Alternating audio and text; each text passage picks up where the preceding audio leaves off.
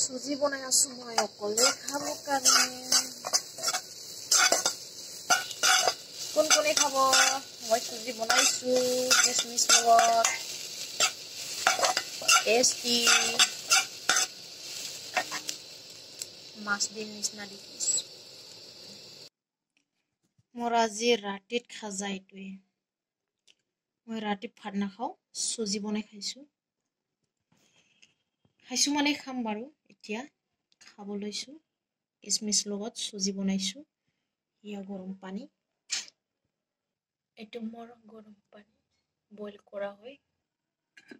গৰম আছে বহুত টেস্টি বনাইছো নহয় মই আজি